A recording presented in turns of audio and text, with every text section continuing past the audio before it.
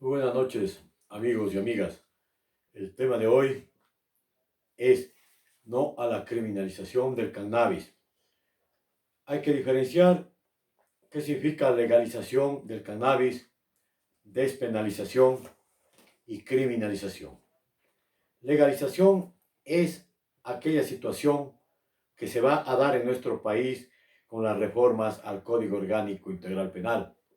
Despenalizar significa retirar las penas, que ya no sea penalizado, sancionado el uso y el consumo de sustancias estupefacientes y psicotrópicas, fundamentalmente el cannabis, conocido vulgarmente como la marihuana.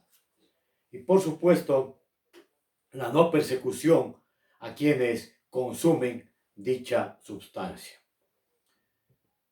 Cabe mencionar que quien es encontrado en su poder, en su cuerpo, en su ropa, en su vehículo, en su domicilio, obviamente es apresado y privado de la libertad. Hay una tabla para el consumo. Generalmente en cannabis son 10 gramos. Sin embargo, voy a referirme a la parte práctica. Existe la tabla, hay doctrina, jurisprudencia sobre criminalización, pero la práctica, ¿qué sucede en los delitos de persecución de droga? Hay dos circunstancias por cuales es detenida una persona. Primero, cuando encuentra en una situación de flagrancia, en un momento determinado, en cualquier lugar, en el vehículo, en un parque o donde se encuentre transitando, puede ser detenido por un agente de la policía o por cualquier miembro metropolitano, por ejemplo, pero tiene que ser puesto a órdenes de la fiscalía, llevado hacia una audiencia en flagrancia, a quien se le realizará primero un examen médico legal para establecer si es o no consumidor de drogas y establecer la cantidad de la misma y qué tipo de droga, marihuana, cocaína o a veces heroína. Y de ahí se inicia el proceso penal en su contra. La segunda forma de iniciar un proceso penal en contra por las drogas es a través de la investigación. Esto se conoce como las operaciones básicas de inteligencia. Son aquellas que realiza antinarcóticos, la unidad antinarcóticos, a través de qué? De la ubicación, de la investigación, del seguimiento, de la intervención de los teléfonos, de la interceptación de mensajes telefónicos, de las redes sociales. Generalmente esto se da por una llamada telefónica y ponen en aviso a la policía antinarcóticos, a la policía judicial o a la policía en general. Estas operaciones siempre tienen que estar de acuerdo a lo que establece el Código de Conducta de las Naciones Unidas para la actuación de la policía frente a este tipo de delitos, principalmente respetando la cadena de custodia, respetando la legalidad y respetando los derechos a quienes están haciendo el seguimiento.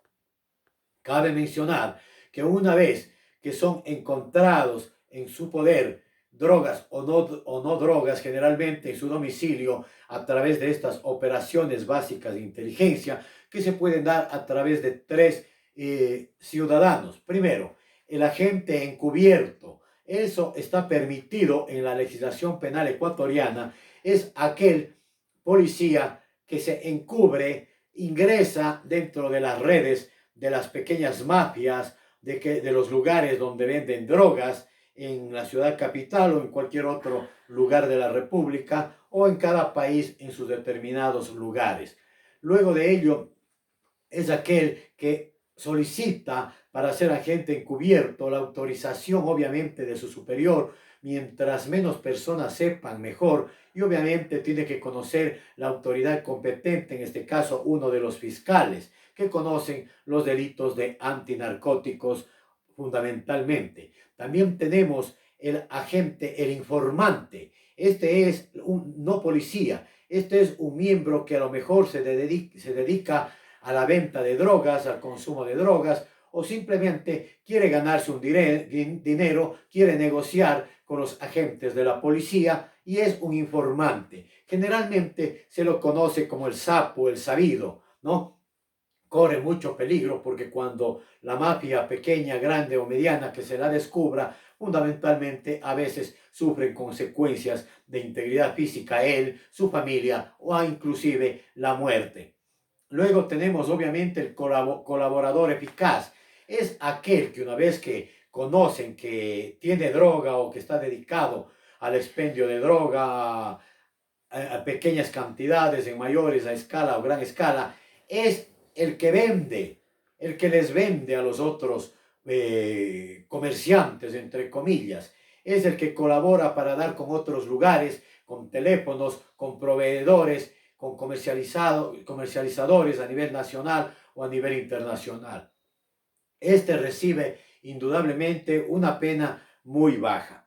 Cabe mencionar que este delito generalmente se conoce como los tipos penales de tenencia de drogas. Se sanciona la tenencia de drogas, se sanciona la comercialización, la compra-venta a cualquier título, ya sea en dinero, con intercambio o simplemente a título gratuito. También se sanciona la comercialización nacional, la comercialización internacional. Ahí estamos hablando ya de las mafias internacionales, fundamentalmente de México, fundamentalmente de Colombia. También han ingresado las mafias rusas en nuestro país y obviamente las mafias internas. Estas saben manejarse porque son una organización delictiva. Para ellas existe una ley internacional. Eso es la ley de prevención, la ley antidelictiva y fundamentalmente convenios entre países para prevenir las drogas, la venta del cannabis, de la cocaína, drogas plásticas, entre otro tipo de sustancias actualmente que ya se conocen en el mercado. A través de los precursores químicos, por ejemplo, también no se puede tener precursores químicos como el éter, el agua oxigenada, el carbonato de sodio, en fin, una serie de químicos que están prohibidos por la ley. Hay una lista de ellos, sin embargo, también se sanciona el transporte de drogas. Alguien que conduce un vehículo, en un avión, en una avioneta, en helicóptero, en cualquier medio de trasladar la sustancia o trasladar los precursores químicos para la comercialización de la misma. Eso se sanciona. Vamos más allá. Fundamentalmente, cuando ya se ha dado la investigación con los presuntos autores, coautores materiales, mediatos y obviamente con los cómplices, se procede a las órdenes de allanamiento. En las órdenes de allanamiento se incautan, se retiran todos los bienes, vehículos, bienes muebles, bienes inmuebles, retención de cuentas corrientes, cuentas de ahorro, obviamente de inversiones, y se procede a llevarlos para la audiencia de formulación de cargos. Luego de esa audiencia de formulación de cargos, generalmente se da 30, 60 o 90 días para la investigación, en donde se judicializan. Fundamentalmente se realizan las pericias para establecer qué tipo de droga. Se llama la prueba de PIH, prueba de preliminar homologada, para establecer qué tipo de droga, a través de TANRED o SCOT, que son los químicos que se utilizan para marihuana o para cocaína. También se utilizan los canes, los perros, para establecer droga. Aquí es importante, los canes no son capaces de establecer la heroína. Indudablemente no. Cuando tengan un caso de esos, y obviamente los canes, supuestamente en el parte policial dice que el can ha dado con heroína, es falso. Los canes no dan con heroína, con marihuana, con cannabis, obviamente con cocaína, dependiendo del tipo de cocaína.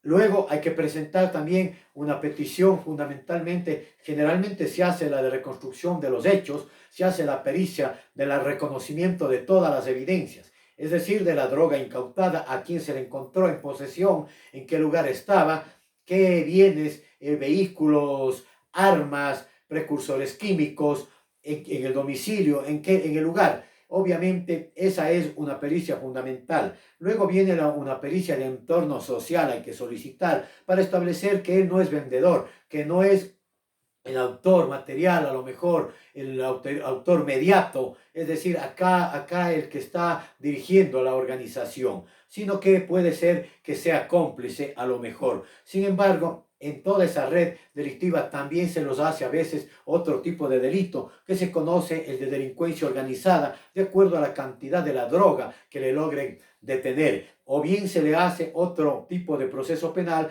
como es la asociación ilícita, tratándose cuando son delitos de droga de menor cuantía. Fundamentalmente, en la instrucción fiscal hay que presentar elementos como son de prueba, por ejemplo, psicológica, porque resulta que a lo mejor uno de nuestros clientes ingresó a ello a través del engaño, pero luego se convierte en amenaza, en intimidación y obviamente forma parte de la organización, lo que le daría una pauta quizá para obtener una rebaja en la pena o quizá salir declarado, ratificado la inocencia. Otra experticia fundamental también dentro de esta es hacer un exhaustivo análisis dentro de la criminología, el antes del momento mismo de la comisión del delito. Y por supuesto, es fundamental saber hacia dónde lleva esto. Fundamentalmente lleva hacia la sanción, a una pena. Obviamente, luego de esta puede darse la situación de impugnaciones de apelaciones, casaciones o inclusive posterior con nuevos hechos de revisiones penales para establecer la inocencia del patrocinado o que no era autor sino que era cómplice. Generalmente también se dan las agravantes en este tipo de delitos y en cuanto a las penas les agravan con un tercio más de las mismas. Por eso tenemos penas que son de 10 a 13 años, se les ha sentenciado con 17 años, 4 meses. Dentro de esto hay una tabla de las mismas. La tabla son en pequeñas cantidades o en menor cantidad, gran escala o mediana escala, diferentes sanciones de 1 a 3 años, de 3 a 5, de 5 a 7, de 10 a 13 años, cuando es de 10.000 gramos en adelante, por ejemplo, con el cannabis.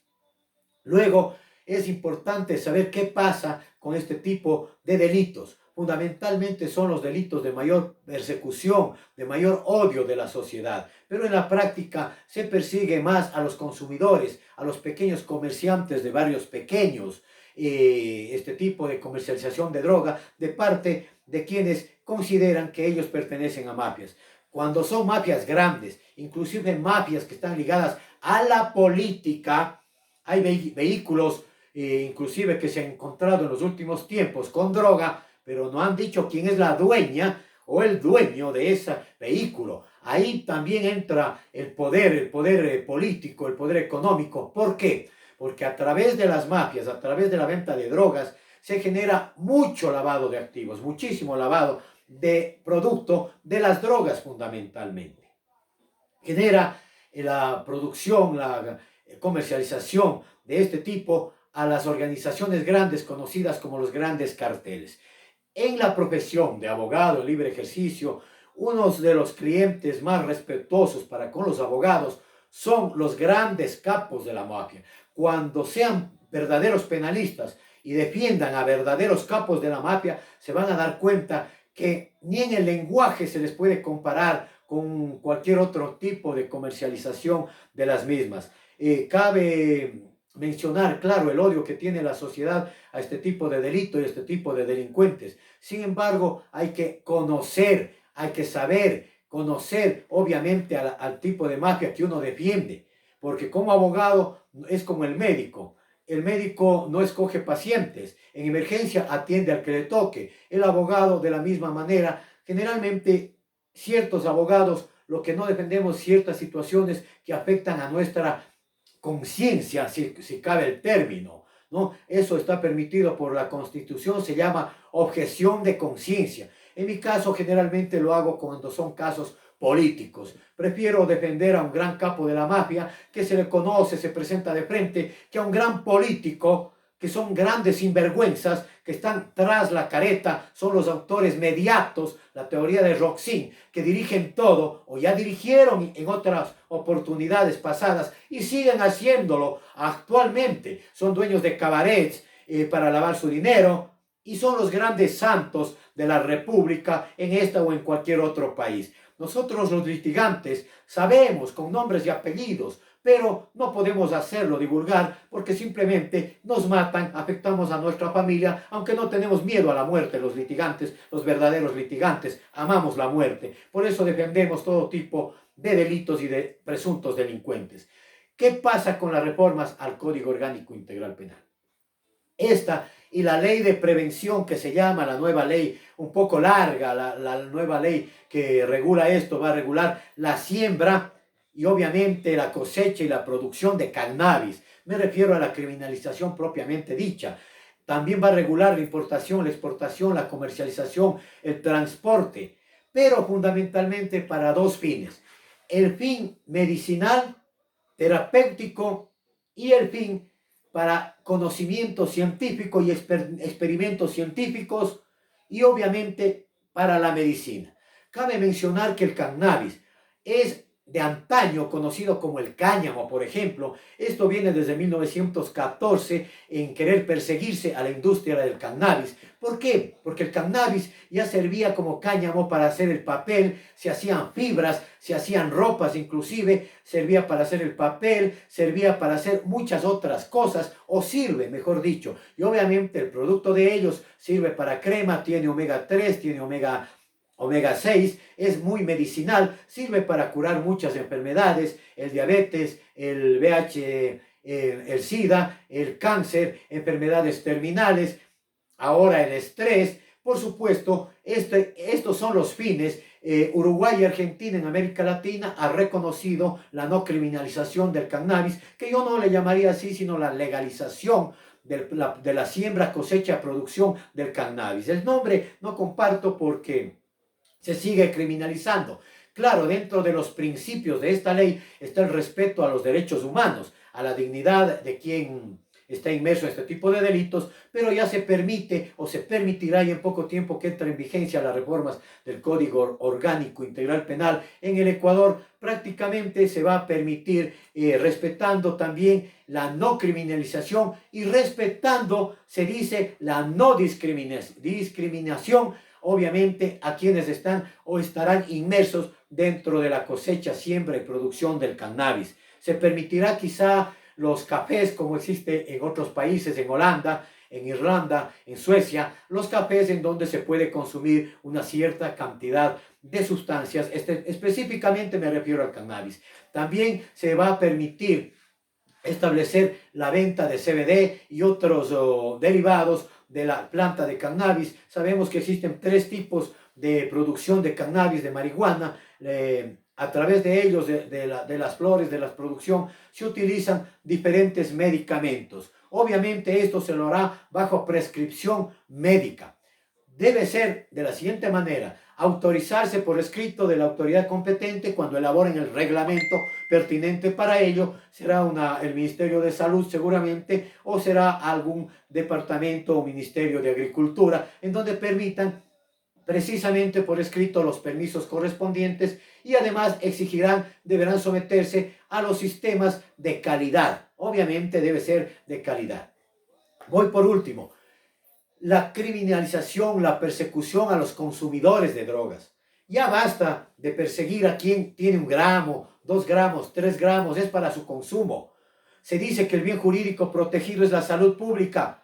Hoy sabemos que la salud pública ha estado siempre descuidada por los gobiernos.